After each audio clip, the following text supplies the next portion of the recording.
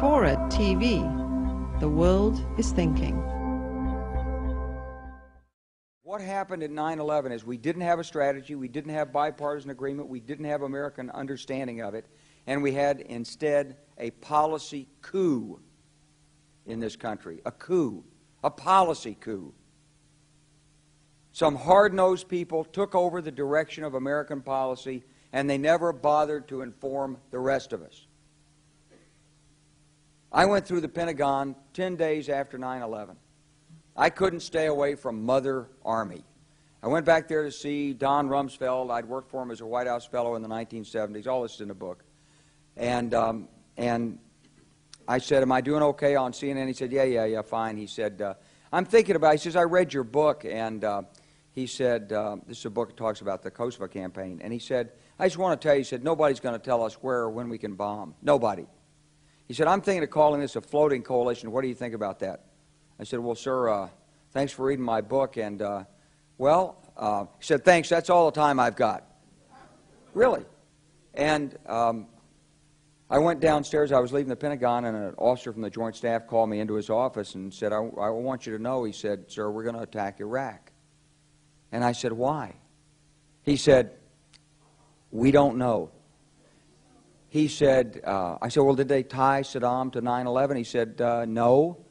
He said, but I guess they don't know what to do about terrorism, and so they think, but they can attack states, and they want to look strong, and so I guess they think if they take down a state, it will intimidate the terrorists. And you know, it's like that old saying, he said, if the only tool you have is a hammer, then every problem has to be a nail. Well, I walked out of there pretty upset. And then we attacked Afghanistan. I was pretty happy about that. We should have. And then I came back to the Pentagon about 6 weeks later. I saw the same officer. I said, why haven't we attacked Iraq? We still going to attack Iraq? He said, oh, sir. He says, it's worse than that. He said, he pulled up a piece of paper off his desk. He said, I just got this memo from the Secretary of Defense's office that says we're going to attack and destroy the governments in 7 countries in 5 years. We're going to start with Iraq, and then we're going to move to Syria, Lebanon, Libya, Somalia, Sudan, and Iran. I said, 7 countries in 5 years. I said, is that a classified memo? He said, yes, sir. I said, well, don't show it to me. He was about to show it to me. He said, because I want to talk about it. And I sat on this information for a long time, for about 6 or 8 months. I was so stunned by this, I couldn't begin to talk about it. And I couldn't believe it would really be true, but that's actually what happened. These people took control of the policy in the United States.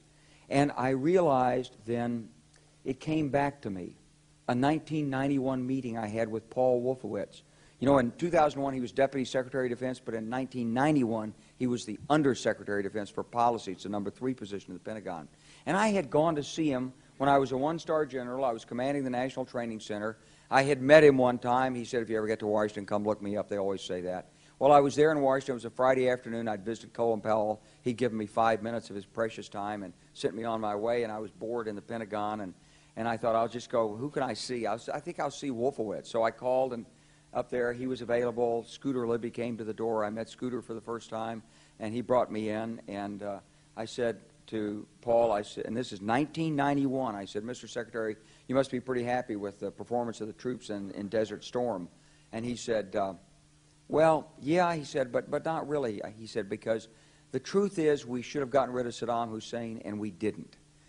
And this was just after the Shia uprising in March of 91, which we had provoked, and then we kept our troops on the sidelines and didn't intervene.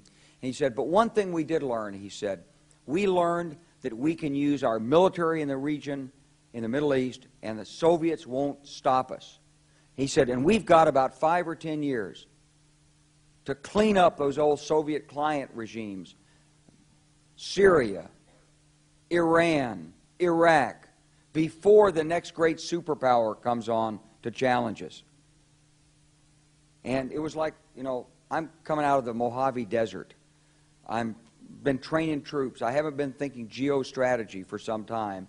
And suddenly a guy just sort of shoves this nugget at you. Well, you remember it. It was a pretty stunning thing. You mean the purpose of the military is to start wars and change governments. It's not to sort of deter conflict. We're going to invade countries, and you know, my mind was spinning.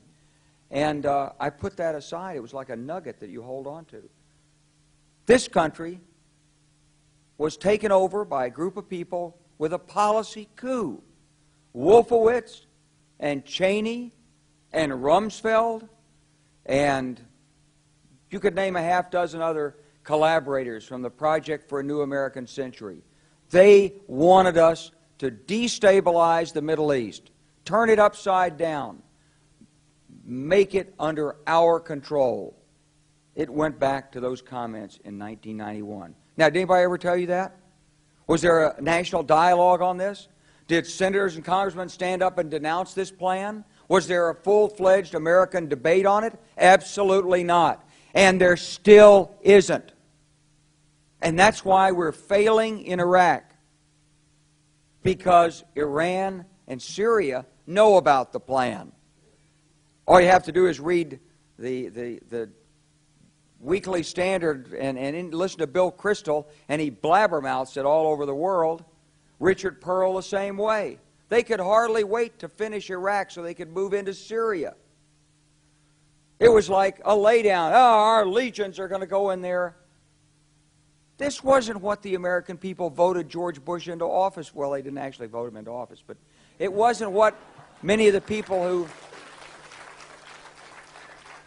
It wasn't what he campaigned on. He campaigned on a humble foreign policy, the most arrogant foreign policy in American history. He campaigned on no peacekeeping, no nation building, and here he is with Afghanistan and Iraq. It's astonishing. So the root of the problem is not how many troops are in Iraq. Please believe me. Don't be mad, if you're a Democrat, at your Democratic congressman because they can't reduce the troops and frustrate the president. That's not the issue. And if you're a Republican, don't be mad at the Democrats because they're fussing with the troops. Whether you're a Democrat or a Republican, if you're an American, you ought to be concerned about the strategy of the United States in this region. What is our aim? What is our purpose? Why are we there? Why are Americans dying in this region? That is the issue.